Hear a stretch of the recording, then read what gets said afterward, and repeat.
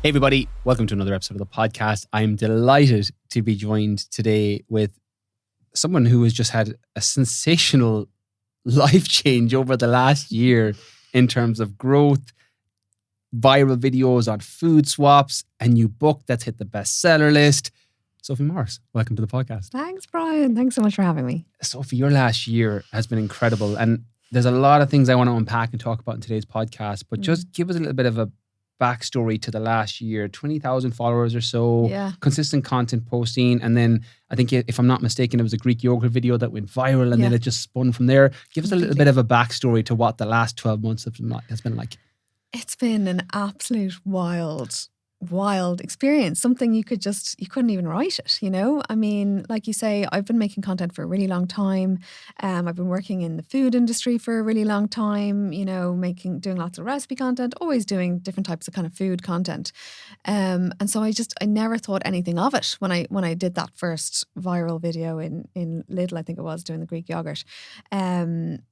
It was just an idea because I'd had conversation with someone really recently about how confused they were when they were in the supermarket over like just so much they were talking about high protein so much kind of coming out, and they were talking about buying certain yogurt or Greek yogurt, and I just mentioned about how I said, oh, you know, they said something about Greek style yogurt because it was cheaper. And I said, well, you know, that's actually not got the same level of protein as authentic Greek yogurt. You see the word style, it's not actually the same as authentic Greek yogurt. It's strained differently, so it's not as high protein. They were kind of blown away, and I thought, oh, that's interesting. People might not know this. So it was such an off-the-cuff video, that first one.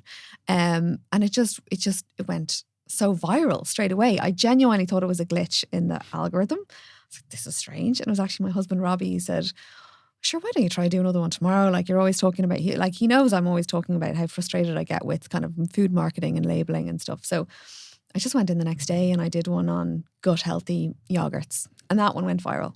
So I then just started doing them every day, and it just turned into this unbelievable explosion of growth. Like crazy. The numbers were wild. Like at the beginning, it was like something like, 5,000 new followers every day. So when you had 20, you're like it was so hard to wrap my head around, but people were just going mental for just the awareness. They were saying, oh my God, you've opened my eyes. Oh my goodness, this is so eye-opening. I cannot believe I've been buying stuff just totally unaware of what's in it.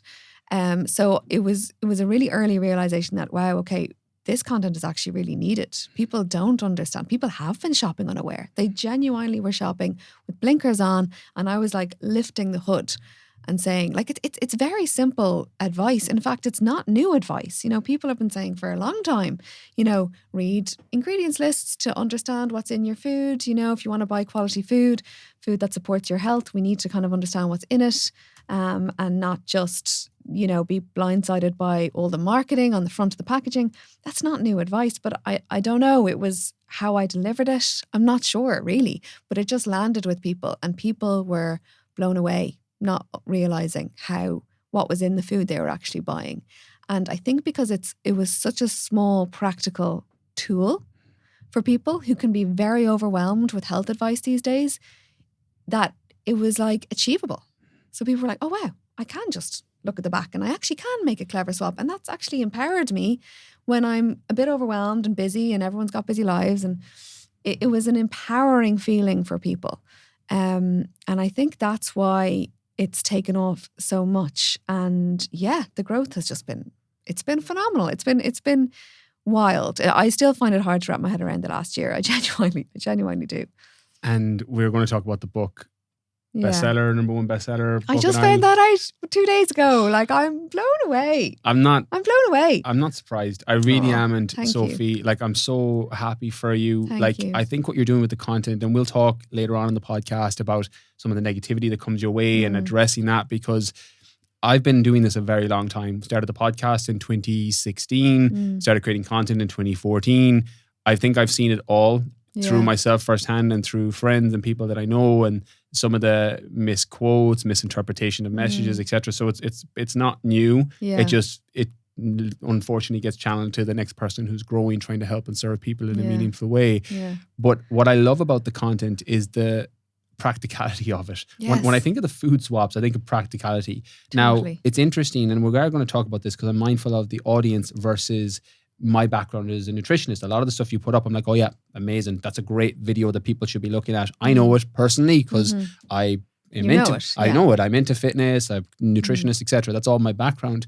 But one of the things that I have a particular pet peeve on, which I think we sing from the similar health sheet, is our hymn sheet, is protein added to random foods. Yes. This is, still to this day, and I'm a big protein person, protein and fiber. A lot of people are so important. People are under eating it, but fortified protein, added protein, it's still one of my biggest pet peeves. Me too. Talk to us a little bit about either health halos or the trend of adding protein to random foods, because the bioavailability, the quality of the protein, the marketing angle is totally different to the nutrient density of the food. Talk to us a little bit about protein in particular being added to specific foods that are not naturally occurring highly in protein. Absolutely. That was one of the main reasons I started doing these videos, because it was so frustrating to me seeing this trend of protein just being everywhere in the marketing of products in the supermarket. And something I've really tried to show people in my videos is that the companies that are creating these products, they are profit driven. They're trend led. They create products based on the trend. And the trend at the moment, after the last number of years, has been protein. Everyone thinks they need to be getting more protein. So the food industry latches onto this. They're like, right, we can make some money here. They are purely focusing on profit. They are not concerned about us getting enough protein. They're not worried about our health. They are doing what they can to drive margins. And the thing is, when you slap protein on the front of a product, you can hike up the price. People are paying for it because it's, there's so much psychology behind food. A Mars bar versus a Mars bar with protein is about €2 in the difference. There you go. There you go. I mean, I saw there's this fuel brand in Tesco. They have a few different products. The one that really drives me mad is their breakfast protein drink. It's like breakfast protein drink, fuels your morning, all these health claims. And it's so expensive. And you turn the pack around and it's 95% skimmed milk. It's like marginally more protein than a litre of skimmed milk. And then it's got all these other like unnecessary additives. I'm like, wow, people are going to pay for this and they're just buying skimmed milk.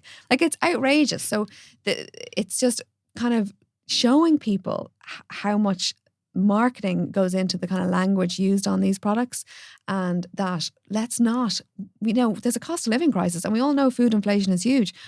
Let's not buy into this marketing nonsense.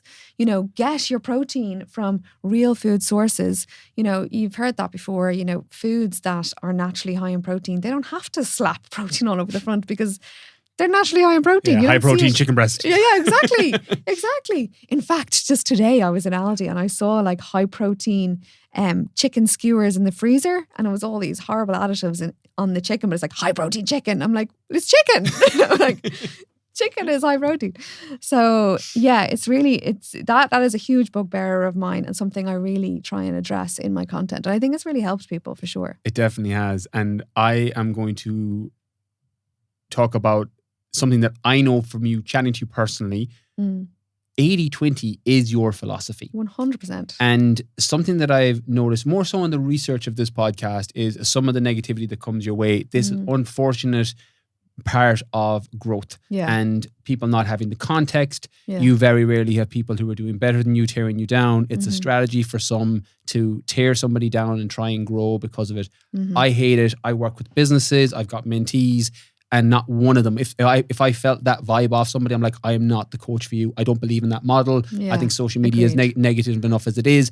Please don't fucking add to it. Really don't find it helpful. But what I find interesting as a outside observer looking in is you're not demonizing foods. No. And yet sometimes the negativity is, oh, she's misinformed. She's not a registered dietitian. She's not a medical professional. Maybe I'm wrong. I don't ever remember seeing you claim to be. No. One. Never. But secondary, you talk about minimizing ultra-processed foods for people and making swaps. Talk a little bit about your philosophy, because it's hard, I know, for you to be like, well, this is my philosophy, because sometimes people hear what they want to hear. So I'm saying it for you. I know you're an 80-20 person. Yeah. I have it literally in capitals on one page of the book. You know, I don't believe we need to give up ultra processed foods completely. That's just not necessary. It's not realistic in our world today, and it's not necessary. Like I truly believe in an 80-20 approach, you know, and because that's what the data shows. It's the diets that are high in ultra-processed foods that are problematic for our health, that can drive, you know, diet-related disease. It's not, you know, minimal amount. That's not going to cause an issue, you know. But unfortunately, the reason why I think my content is important is, unfortunately, Irish people aren't striking that balance. You know, the data, the basket data shows us this. It's 50%. Yeah. So that's getting problematic. We're not hitting the 80-20 balance. And that's what my content is designed to help people in a really, really practical, not overwhelming, not judgmental way, try and just bring down that number, that 50-50, and get it more 80-20 by making some clever swaps in your shop. And what I've seen, which I've really loved to see, kind of the evolution of people who followed me, is, you know, at the beginning, obviously, everyone was just suddenly like, oh wow, I'm reading labels, I'm making clever swaps, amazing. And now recently, I've seen people who've been following me for months and months. It's like it's compounding. So they're making some clever swaps. They're eating less ultra-processed foods. They're feeling better. They're feeling so much more energized. Their mental health is better. They're feeling better. So now they're like motivated. It's self-motivating. So now they're motivated to not only make clever food shops, they're actually cooking more from scratch. This lady the other day was like, wow, you know, first I was swapping out my snacks, but like I can't get over like the nonsense that's in a lot of the snacks that I was eating. I had no idea, like really bought into the protein bars and all that kind of thing. So I was just so motivated to buy my own food processor. Now I'm making all my own homemade snacks and I feel amazing. And I just think, wow, that's incredible. It's like small little steps, but it compounds. It does. You know? It's information. And I think 80-20, because I'm very vocal about, like, I love Fulfill bars. Like, I love them. I know they're chocolate bars with 20 grams of protein. But you know what you're buying. Yes. You don't think this is like a real health food, you know? No. You're choosing it instead of a Cadbury's bar. But that there's a difference there. Do you know what I mean? If you want that because you love it and it's your Cadbury's bar, it's your 20, that's great. But people were buying that genuinely thinking this is, you know, really, this is a real health food, you know, and that was my kind of, that was what I'm trying to make it in a point in that video. Let's explore that a little bit more, because reading ingredients correctly versus the marketing angles companies deploy are two very different things. Yeah. Again, I've been into food for as long as I can remember. I was into fitness, so food naturally came alongside that. So I've been looking at food labels, ingredients since probably 14. Yeah. I switched to home economics after junior cert because I was so obsessed with food and food science, and got like a B in my leaving cert. It was one of my best results. Like, because I was obsessed with that in terms of curiosity. Yes. But a lot of people don't understand, one, how to read ingredients correctly. So let's unpack that. But also the marketing angles that companies deploy, like you said, the overemphasization or the highlighting or illumination of high, you know, fortified with protein, high fiber, etc., to foods that aren't necessarily naturally occurring in it. Talk to us a little bit about that, and then we'll pivot out a little bit, because this is very important information. Some people listening to this podcast will have it. Yeah. Some will have an idea of it.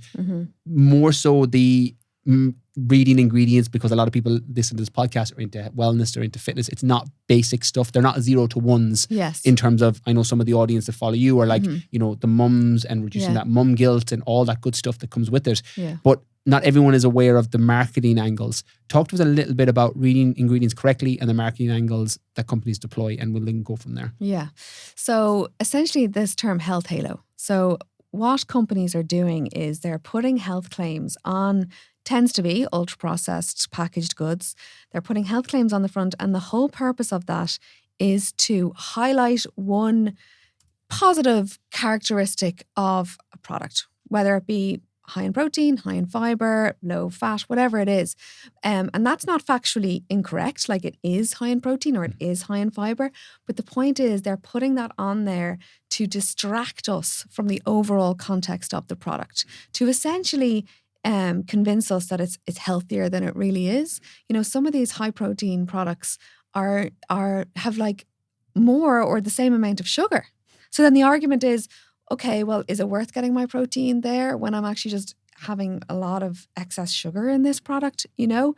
So that's what the health halos are, and they are very strategic, and so much money goes into the development of, you know, the packaging of these products. So much money, because in the end of the day, we need to remember, again, these companies, their whole purpose is profit driven. You know, it's not health driven. So we just need to be savvy to that and know that, you know, they are creating this packaging because they want to convince us to buy something, not because they are concerned with our fiber content, our fiber levels, or our protein levels, you know. So yeah, that's what a health halo really is. And like what I say is like the only way you truly know the nutritional value or the quality of a food product is to turn that packet around and read it. Like, that's just the only way. And that's what I'm kind of promoting. Like, let's be informed about what we're buying. Like, that's all it is. It's let's have more awareness. People were very unaware when they were shopping. And let's just be fully informed. And if you want to make that choice, great. But at least you're coming from an informed place. So that's really what I'm advocating for. And in terms of reading the ingredients, like what I'd say is, you know, they're listed in descending order. So the first few ingredients are really the most important because that's what the product is mostly made up of. So I always say is like, are there whole food ingredients in those first few lists, or are they synthetic additives? If they're synthetic additives, you know, that's a kind of red flag. This is a very ultra processed product. It's not going to have much nutritional value in it. So I think that's a nice little kind of way to look at it, really. A line I loved from the book, I might have heard you say this on podcasts as well, but eye level is bi level. Talk to us about going through a supermarket and eye level being bi level. Yeah. So up to now, we've been talking about the food brands itself, but like a huge part of the book is then the supermarkets, you know, and the strategy in the supermarket, because, you know, they are also completely profit driven. And as soon as you walk into a supermarket, like they are trying to extract as much money from us as possible. Nothing wrong with that, just awareness around it. Yeah, nothing wrong with that, but having that awareness, exactly. And in the end of the day, like we say, we're living in a cost of living crisis. Food inflation is huge. You know, we want to be a bit more savvy as to what's going on. So when you go into the supermarket, it's to be aware that eye level is bi level. They put the most high margin products at eye level because they're the most profitable. And often like large food multinationals will even be able to purchase some of that space. And, you know, they are the products where the supermarkets are getting most margin from. So if you want to find, you know, small producers, a huge part of my mission is to really drive visibility for small food producers. We have an amazing resources in this country in terms of food. I'm hugely passionate because, you know, I was a small food producer and I understand how hard it is and how much we need these companies, though, you know, in our economy and in our supermarkets. So you know, but they never get the shelf space that we see. It's always tucked in the corner, up high, up low, like really low visibility, which it does make me very angry. I feel like the supermarkets should do more to help them, you know, support them, because they don't have the big marketing budgets, and advertising works in the end of the day. You know, people become brand loyal because you've been fed advertising for decades, you know, from some of the big guys. But anyway, eye level is bi level. It's the golden shelf. So if you're shopping and you want to find some kind of better quality products, sometimes, you know, often cheaper as well, just take a second to glance above, glance below, because you can often find the better quality products in the kind of less visible spaces. To speak to advertising, a line I've said on the past on the podcast that gets quoted back to me quite a lot, again, within context, is your most nutrient-dense foods and best foods, health foods, generally aren't advertised. Exactly. I don't ever remember watching a broccoli ad on TV. Totally. It doesn't happen. That's like what I was saying there before. Like, you know, the foods that are naturally high in protein, whole foods, they don't have this plastered all over them because they don't need to. They don't have that advertising, you know, behind them. So yeah, that's a good kind of way to look at it as well. Pandora's box of a question. Favorite food swaps? Oh my goodness, there's so many. There's so many. I love as a mum and young kids, I actually love the ketchup swap because my kids are obsessed with ketchup. What kids aren't? And then to find this kind of small Irish brand, Mama Bear ketchup, you know, it's incredible. It's really low in sugar and it's delicious. So I absolutely love, we've completely, like my kids now love that. They're 6 and 4? 6 and 4, yeah. You know, they bloody love ketchup. So I love that swap. What else? There's so many. for people like, you know, and you're talking about... Can I hijack that? Yeah. One of my favorites that I think it was when you were chatting to one of the Shoei sisters, possibly, but I may have read this in the book, or I may have got this somewhere else, was the autistic girl and the story of the mum with the chips. Frozen chips. Yeah, talk to us about the frozen chip swap. That reel was phenomenal. I mean, it's probably still the biggest kind of viral reel that I've had. And I'm actually really proud of it because I got, and it wasn't just that one lady, that one really stands out to me, but I got so many messages from parents that were so grateful for that reel because, like you said before, I'm not here demonizing foods. I'm a realist. I'm a busy mum. I've got 2 young kids. I love cooking. I was trained at Ballymaloe. Like, it's my absolute passion is to cook. And before I had kids, I'd be like hours in the kitchen with the music playing and cooking. Like, it's my dream, but that's not my life now. I don't have that. And so I have to buy convenience foods. Like, other busy parents.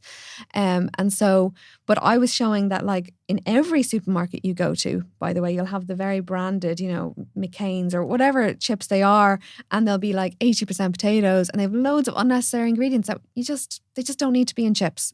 Or you can buy frozen chips that are 99% potatoes and oil, which is what you would use at home if you were making those chips from scratch. So, and it's always cheaper as well, interestingly. So I'm like, that's a really clever swap.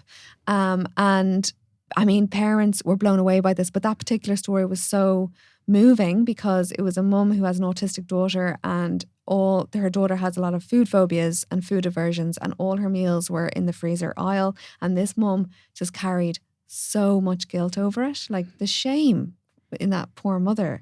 You know, and I know every mother knows about mum guilt and how debilitating it can feel. But she was like, I could just cry with how inclusive this reel is, because I feel now that I can make better choices for my daughter in that freezer aisle. And if I actually just look at the back of the packets, I can make, you know, better choices. I can do better by my daughter in that freezer aisle. And I'm so thankful to you for showing me that. I think that was one of the moments where I realized, okay, wow, what I'm doing is so much bigger than I ever thought. And it's that, and stories. I get stories, other stories like that. So many different ones that's really what's motivated me so much this last year to keep doing them. And yeah, like it's incredible. It's incredible. One of the things I get from you is the passion that for what you're doing. And I'm very attracted to that from a friend standpoint, business standpoint, etc. That vibration vibrates frequency that I'm very, very in tune with. And I love that. And we'll do a separate, shorter podcast for the circle members, my small group coaching, because they're people who are on a similar mission, trying to, you know, make the world a more positive place because they're here. Yeah. And that's what I get from you. And it's so interesting when you get some of the negativity, some of the hate, for the lack of a better expression, unfortunate cost of entry for growth. I've had a recent podcast, Laura Dowling, the fabulous pharmacist, we talked about this, and countless others over the years, because it's just part of the process, it's unfortunately. The nature of the beast, isn't it? It really is. And, you know, we're both big fans of Peter Crone. He's been on the podcast recently. And Peter's phenomenal, a wonderful human being. And one of the things I learned, particularly from him, but from other people who crossed my path in, you know, the last 37, 38 years of life, is the projection and making sure that if I'm getting activated or triggered, I need to check on what's going on within me. Yeah. If I feel the need to be negative to you, to someone online, to somebody else, even my family, friends, I'm like, oh shit, that's something that's going on within me that I'm starting to project out. So the mirror comes back on me. From your perspective, and I don't know if you've thought about this, because it's been such a whirlwind for you over the last 12 months or so. And I have my opinion on it, because I think human beings are tribal by nature. We tend to get behind one thing. It's way easier to be black or white than grey. It's way easier to be like, fuck Brian, fuck Sophie, fuck that person. It's so much easier for a disagreement than to actually get curious about what's this activation or triggering within me. Have you thought about why your content is triggering for people? Because I've thought about this in the lead up to this conversation, because I get why Peter would trigger somebody, Peter Crone. That's he's questioning your life choices. Are you in your soul's purpose? And that's really uncomfortable. And I get what people would be like, no, or no, fuck him, or that guy is this, that, or the other. I kind of get that. Yeah. With food, it makes less sense to me, although I do get it from a tribal aspect. Have you thought about why you potentially get some of that negativity, some of that hate, or triggering or activation for people? Yeah, I mean, I have thought about it a lot. Definitely in the earlier days when it started happening, it really knocked me because obviously I was so new to it, and it was, and I really believe strongly I'm making a positive impact. So to kind of get that, it's confronting. But I do think that for some people, food is actually a very complex topic. And I think that it can really polarize people. Unfortunately, I wish it didn't. I don't like ultra processed foods seem to be actually quite a controversial topic. I don't believe they should be, because I think that we have enough research now to show that they are not beneficial for our health. They're just not giving us the nourishment that our bodies needs. And, I'm just trying to help people in a very practical way reduce those. So but that's obviously my perspective, and I fully see that everyone has a right to judge my content, just like I have a right to make my content, and I do think that nobody's content is for 100% of people.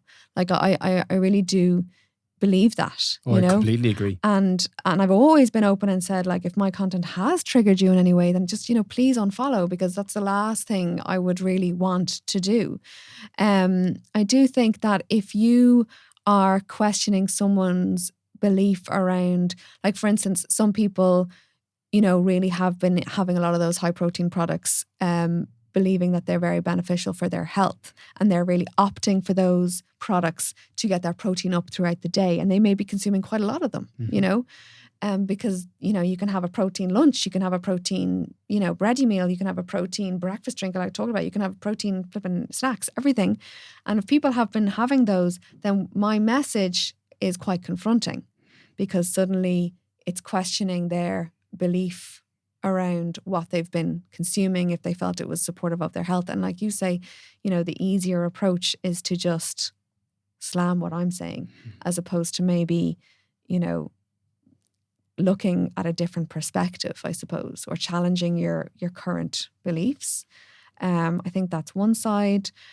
Some people have, talked about how one of the arguments is around, being too obsessive or around food, and people who may have struggled with disordered eating, which I have huge compassion around, by the way. Like, it's a hugely complex topic, and I have massive compassion. And anyone that it may trigger that, I do really want them to unfollow, because that's just not my role. It's not my area. This is where I think dietitians do incredible work, and they work a lot with people who struggle with disordered eating. That's just not who my content is for. And, like you said, Instagram is a funny place. Like, I'm doing a very narrow thing. Like, it's one specific, very straightforward thing, and I do it every single day. So it looks like, this lady is just constantly looking at labels, and I'm not. You know what I mean? There's so much more. That's a lie. She came in here with loads of food labels and was just looking at it the whole time. Yeah. So that's what I really love about the book, and the opportunity to do the book, is that it shows so much more about who I am and what I'm about, and that I don't think we need to be going around like looking at every single flipping label every day of our lives. Like, I don't believe that, but that's just what my content is. So it's, people can think that that's all I'm about, and it's really not. So it's just for people to realize that that's just a type of content I do, because that's what people want. That's what people want from me. So I don't know if I've answered your question very well. No, you have. And it gives a nice little pivot out. And there's a quote that I always tell people. One, when something activates like that, my check-in personally is, if it's hysterical, it's historical.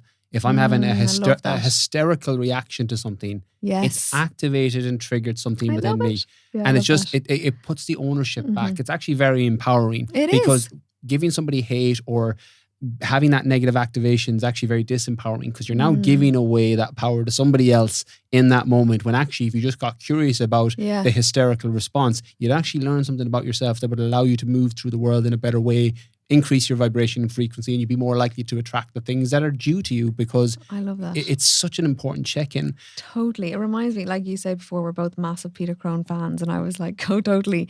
I can't believe you had him on your pod. I'm so honoured to be on it after him. But something has said, which has really always resonated with me, and I try and think about it a lot, is it's our resistance to what is what causes our suffering. So resisting, whatever it is that's coming up in you, that's what's causing your suffering, rather than just letting it be. You know what I mean? He said it on the podcast. He was like, tell me what you're activated and I'll tell you where you're not free. Yeah, exactly. And that means Exactly. so many different things to different people, and it will land in real time. And I Mm. think when you start getting out of your own way, and my whole philosophy, actually personal, but also professional, is following a passion, being in aligned with your work, Mhm. you know, your soul calling, more woo than practical, I know, but asking that question, you know, who do I want to be? What do I want to do? Who do I want to serve? How do I want to show up in the world with my kids, with my Yes. spouse, with my friends, with my followers, with insert, you know, Mhm. clients, etc. here. Mhm. Something that really landed with me disproportionately to the rest of your stuff. Because Mm. I love what you're doing from a professional standpoint. I'm like, amazing. I was like, you're actually helping my fitness business by educating people. If Thank they you. come into my programs, working with me, Mhm. they have more food knowledge coming in. Amazing. It actually Thank helps you. me as a coach. Amazing. But from a personal standpoint, your book was your second attempt. Mm. 10 years ago, you had a cookbook, which did okay, but Mhm. didn't exceed expectations like this one. Mhm. And in one of your posts on Instagram, your line was, it's never too late to follow your passion. Mm. Talk to us a little bit about that. Yeah. Yeah, I mean, this last year has just been such a lesson to me because, yeah, I had that book. You know, my previous business was cookie dough, and I had a lot of profile around that book, and that's how I got my first book deal with Gill. It's the same publisher, and it didn't meet the kind of expectations I think that everyone. Well, that's the narrative I have in my head, and I've followed that. And you know, my husband, it drive him mad because for years I would just say, oh, that failed. You know this, you know when you think about something and it just makes you feel inside, oh, it's like I just had an uncomfortable feeling around that book that I just never felt. It did how people wanted it to do, and that I let people down who had believed in the book and all this narrative. And then on top of that, when I had my boys, my business, I had to end that unexpectedly because it hit me like a ton of bricks becoming a mum. I was completely naive. I think everyone is, as to the reality. And you know, he didn't sleep. I definitely had postnatal anxiety hugely. And, you know, I was the business. So I couldn't keep it going. I just couldn't do it. So I had to let it go in that first year of motherhood. And it was really hard because I hadn't expected that. And my whole identity as an adult has been Sophie Morris, entrepreneur, you know, achievement. Like that had been my kind of identity. Suddenly, I'm a mum. I'm stay-at-home mum. You know, society does not value the role of stay-at-home mums because I had this terrible narrative, you know. Like I remember someone even, I'm totally going off tangent here, but I remember someone even at like an event, like an older generation person, but like, oh, what are you doing now? Are you no longer doing your business, or are you just a mum? You know, that language. And that get, you know, that is, it's a horrible place to be because actually it's the most important role we will ever do. And now I understand that. Now I understand the importance of that role. But back then I had such a crisis of my identity and who was I, and my confidence went rock bottom. And I mean, I ended up not working for 5 years to stay home with my boys. I had a miscarriage after my first son and really struggled with that. So I didn't go back to work for 5 years essentially. And throughout that time, I really struggled with my confidence. And I would say to my husband, like, that's it now. You know, I'm about to turn 40. My career, like, I don't know what I'm going to do. Like, I think I'm not going to have a career again. Like, I was on a momentum, you know, when you're in the kind of public eye a little bit, which I was a little bit back then with cookie dough and everything. And I used to cook on Virgin Media and 6 o'clock show and things like that. You know, when that all dies down, you kind of think, oh, that's it now. You know, I'm not going to get that momentum is gone. You know, my book didn't do well. And I had a lot of narrative around failure, a lot of narrative. And I just never saw a way that would change. Now I had 2 young kids and I was, you know, 40 and that's the end type of thing. So then when I went back to work, I really just thought I was going to do it part-time. And, you know, my kids were still very young. So, and I really have wanted to be present as much as I can and be there. when I can. And so I thought I was just going to do part-time work. And that's when my page took off. And then next thing, I'm getting an opportunity to do another book. And now fast forward a year, and here I am with so much opportunity. My book is the #1 best-selling book in Ireland. And I just go, what? Like, it is mind-blowing, but it's been such a lesson to show that, like, it is never too late. I never in my wildest dreams would have said that this could possibly happen. I really had a narrative that I'd failed. And so for this to have happened, I just think it's such an amazing thing to experience, and to realize that how wrong I was, and that, you know, if you are truly believe in something and you're truly passionate about something, it isn't too late to go again, or try a new angle, or whatever it is, but to just do your passion and to serve. I think because I'm really driven by helping people and serving people, you know, and when you have the right intentions, I think that, you know, you attract positive things. And I also think, and I love this kind of, I've been reflecting back as well, that I also had a kind of narrative that cookie dough, my business, had kind of failed, because we did sell it, but just, you know, just to basically kind of be able to shift it on and not have any debt, essentially. And I had so many ambitions for that business, and I had a narrative in my head that failed as well. And now, like, what I'm doing now, there's no way I'd be doing what I'm doing if I hadn't had that experience in cookie dough, because everything I'm doing now, how I dealt with the supermarkets, the reality of being a small food producers, the tactics that supermarkets use, marketing, labels, how you develop a label, ingredients, how you make an ingredients list, all of that is being informed by my experience in that business. And so I had this narrative that was a big failure. But yet what I'm doing now, which is, you know, helping thousands and thousands of people and #1 best-selling author, this wouldn't have happened if I hadn't done that experience with cookie dough. So I love that reflection as well about that. It's such a real conversation and topic. The language I've used is seeds of failure, planting trees for future success. I love that. That's exactly what that is. Yeah. That's exactly what that is. And everybody listening has a version of this, a job layoff, a breakup, something in life that your narrative is that was a failure, when in reality it was a seed for something greater. Yes. And it's such an important mental gymnastic or / perspective to take, because when you're stuck in the narrative, when confidence is low, you feel like you're never going to be back on track. Completely. And there's an element of, and I don't want to go too esoteric and woo, but there's an element of trusting and surrendering to the process. Absolutely. And getting out of your own way, being around the right people, asking the question, what makes me happy? What do I want to do? How do I want to show up? How do I want to serve people if it's a business context? But it's the same for relationships, the same for... And the language you use. Yeah.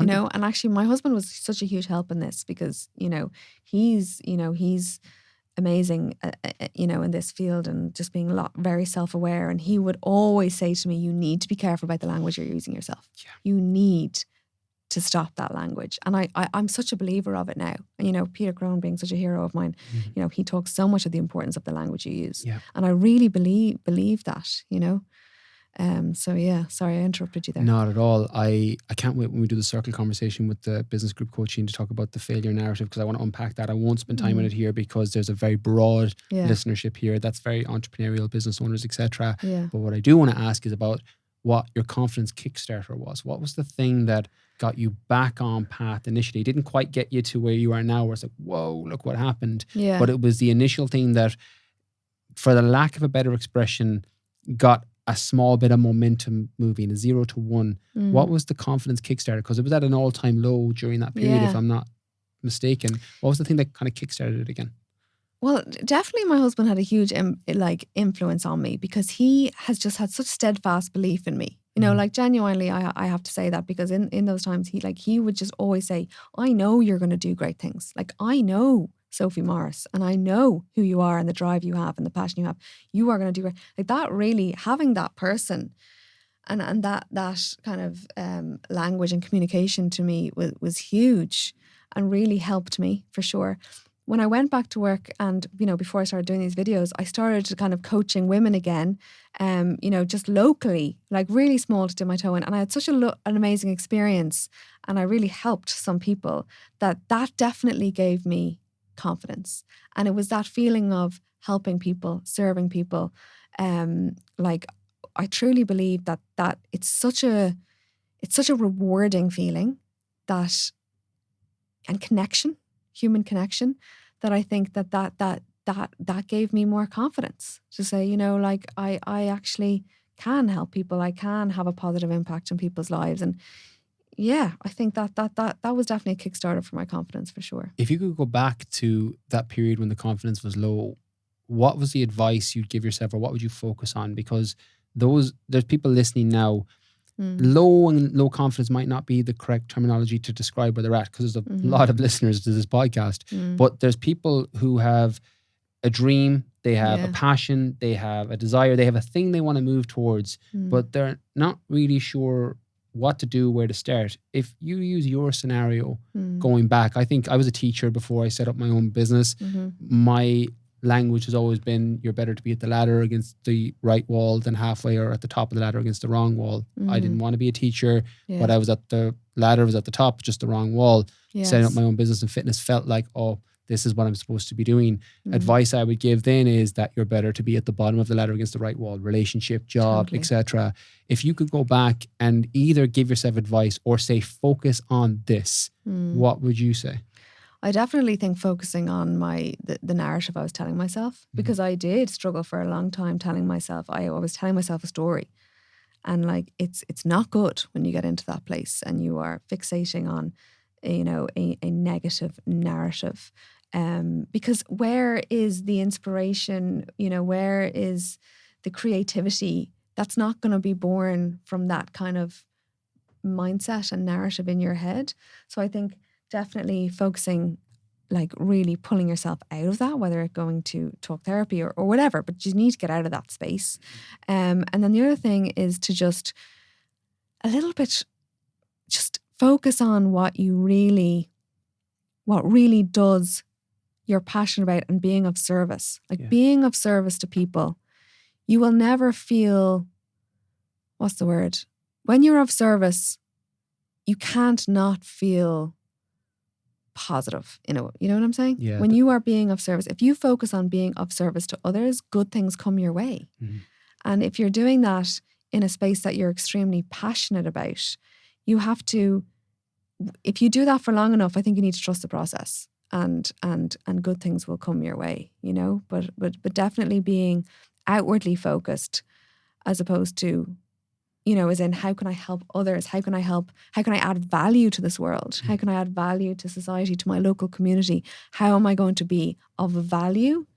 Then, rather than, I don't know, focusing inward on myself and how can I do better and how can I, you know what I mean? So focusing outwardly on value, I think then good things come from that. About a decade ago, one of the brain tattoos was the Mother Teresa quote that you lose yourself when you find yourself in the service of others. Love that. Yeah. And that it's so true. And the follow on, which kind of ties directly into this, when I think of showing up, being of service in whatever that looks like, whatever shape that looks like, sometimes it helps a lot with the online persona. I spoke in my last book, Rewriting Your Story, ironically talking about stories. That was the title of the book, about separating your narrative, because we all wear different masks depending on who we're in front of. It's Carl Jung philosophy that, we live two lives. We live one life until we're 40, where we build up the mask of the world and we show up in different ways that the society accepts us. And then from 40 onwards, we're like, oh, fuck this. It's time to fragment the mask and decide who we authentically are. I'm not making this up. This is Carl Jung's philosophy that I've wholeheartedly adjusted and adopted into my own life. But it makes me think about splitting that narrative to the Sophie that's online versus the Sophie that's offline. I think about Brian Keane. I think about Brian Keane Fitness, two very, very different people, both trying to be of service, but both very, very different people. Minus the food labeling reading, which the online Sophie does quite a lot of. Yeah. What's the biggest difference between Sophie Morris online and the Sophie Morris of offline? Such a good question. I think that offline, I'm actually a massive introvert.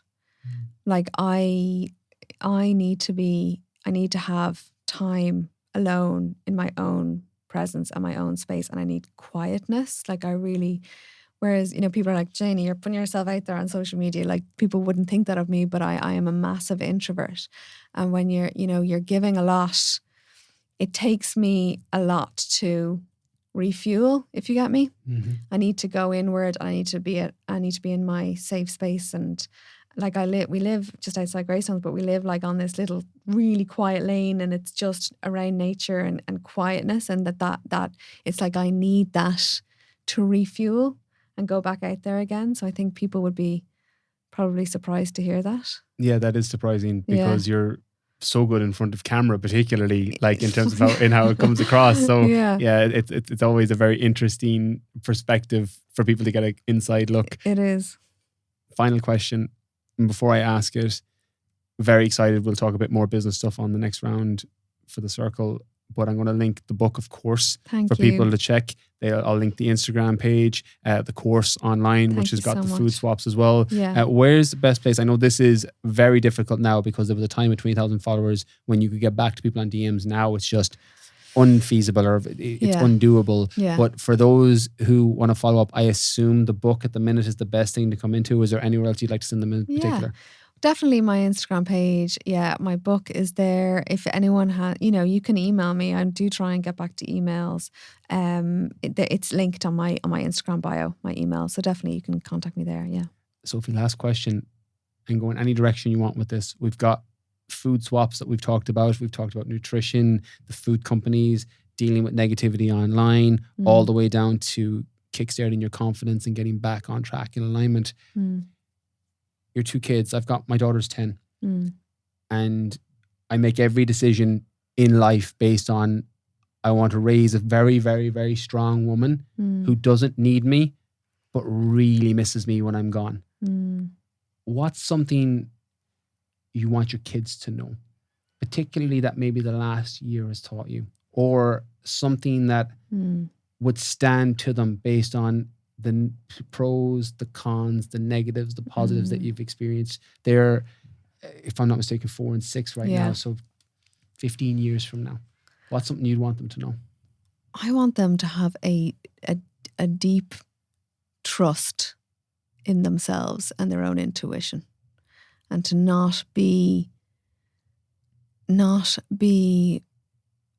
looking externally for, answers, validation, whatever you want to say, to have that inner knowing and inner trust in all the decisions they make, and not look to the external world, which is so hard today with social media. And like, it terrifies me raising my boys in this era of social media. I think we were so lucky to not have that. So it does terrify me, and I think that it's going to take a lot for them to learn not to be always looking for outside validation, external validation, but to have it coming from within, So that's what I hope. You might not be able to answer this because I just have a very quick follow-up on this. Have you thought about how that would happen? I've thought about it with my daughter Holly, in terms of having a strong woman who's fine when I'm gone but misses me. That confidence is big. Internal confidence, self-love, knowing that it doesn't matter what she does, she's always loved by both parents, her mum as well, and extended family, and trying to show her the inside of what's real and what's not. So my daughter's not on my social media channels. Same. Partly because she's 10 and wants to be on it. She's a gymnast and would love to have a YouTube, etc. I don't put her on mine so that I can show and highlight to her that you are clearly the most important person to me. You're not on this fake world. Yeah. People are showing you what you want them to see, so that it can pull it back into the validation coming from within as opposed to externally without. I could be completely wrong with the approach, but that's the approach I'm taking. With your boys, what's something you were consciously going to potentially do over the next decade to get them to check in with that intuition? Or have you thought much on that?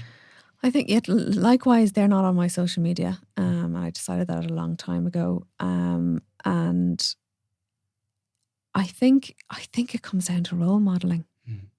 Like, really, have you ever heard that expression? In fact, I think it's another Peter Crone one. It's that your kids will very rarely listen to you, to what you say, but they will always succeed in becoming you. That landed on me as a mother when I heard that. And that's when I decided I need to do the inner work on me, because they are going to become me no matter what I say, you know, and I'm really thankful I have a really emotionally aware and mature husband, because as a father role model to 2 boys, that's really important to me, and I'm blessed. So I think it's keeping on doing the work, role modeling, showing them that I am not my social media followers, and that, you know, and not attaching my value to that. I really hope that will translate to them having that same perspective. I love it. Sophie Morris, so glad we got to have this sit down. Me This is on too. YouTube as well. I meant to say it at the beginning for people so they can check out the full video. Brilliant. Sophie, thank you so much again. Well done with the book and you. everything you're doing. And I really, really appreciate your time and such a great conversation. Thank you. Thank you for having me on, Brian. I've loved it. Thank Absolute you. pleasure. Thanks.